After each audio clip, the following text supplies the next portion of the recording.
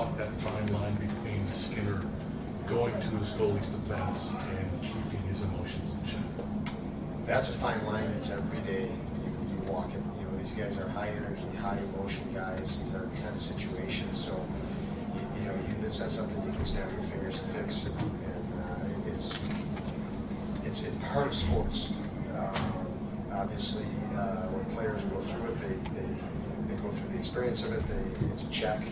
But yeah, as I mentioned, the emotions got the best of them. And how do you fix it? Yeah. I guess how do you approach Jeff? Or do you do? I mean. Yeah, Jeff. I mean, when plays like that, the players know the situation. Like I said, so when there's situations where emotions get the best of the players, know. So. Don, what was your thought on the game you got out of Anderson? Like there were a bunch of good saves there. Yeah, he's a very intelligent goaltender. He reads shooters extremely well in situations well, and you know, he's always pretty steady for us. And I thought tonight he was steady enough. He could have done some things on the other end. That's, for me, that's the driving focus. Obviously, we have another game tomorrow against them. So when you're looking at that game, for me, you're looking at what can we do better for 60 minutes, and there's things we can and we need to. There was so much talk in the last few days, obviously, about offense. You guys gave up 6 shots on goal the first 27 minutes of that game. You had essentially the 5-on-2 in the first period. Like, what did you just think of as the defensive effort for that first 30 minutes?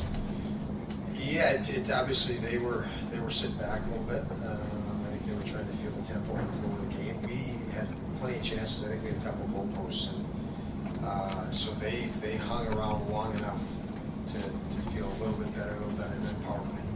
You saw when they jumped on the power plays when they came to life. I think the first goal was a power play goal, but to that point, 5-on-5, we just couldn't make them pay with some really good opportunities that we had, and that, you know, they were able to hang around.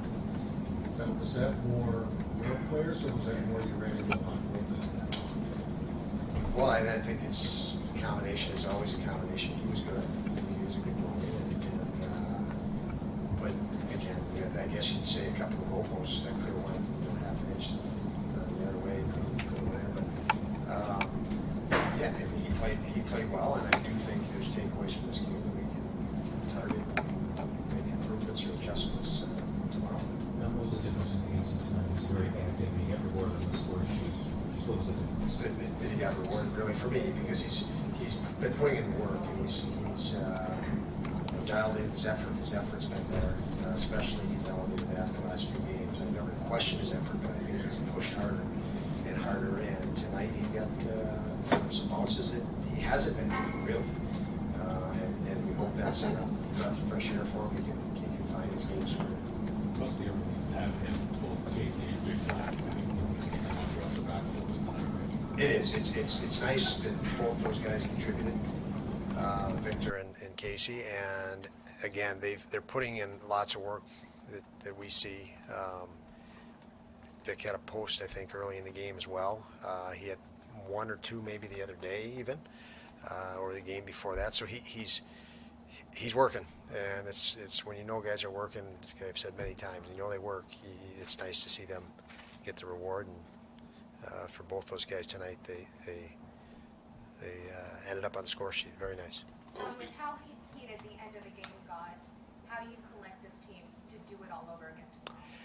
Yeah, I think how it got heated is great for tomorrow. I think the guys, they're getting on a plane. We're going and traveling together, staying in the hotel, hotel in the morning, all day tomorrow together.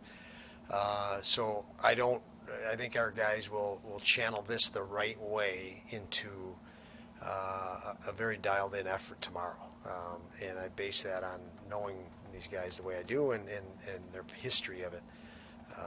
So, yeah, it got pretty heated, but I think every guy in that room they're disappointed, and they look in the mirror at themselves first, and that's what I like most about our crew. And it's our job as coaches to help them create a focus for that game tomorrow, and I think we can do that as well. Don, how impressed were you with Samuelson on the penalty kill? He seemed like a puck magnet at one point.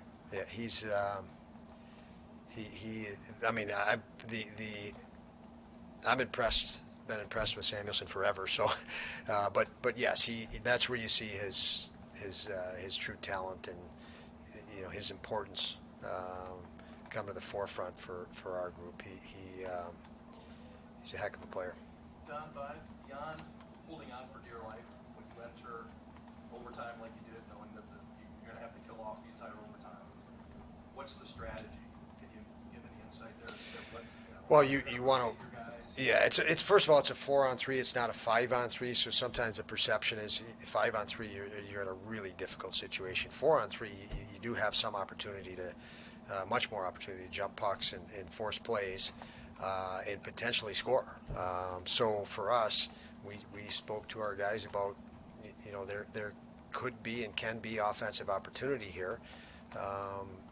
Read situations with that in mind. Make a play when you break up a play, and so certainly you could look at it and say we had to kill 5 minutes, but somewhere in there we were also aware that there could be opportunity to be had. Much more difficult to do that 5-on-3.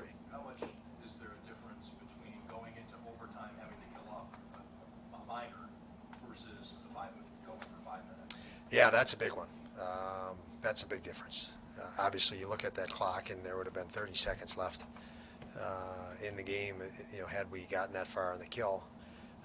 So that is a significant difference. I'm not sure I've seen that. I've seen lots of things in hockey, but not sure I've seen that one ever. So.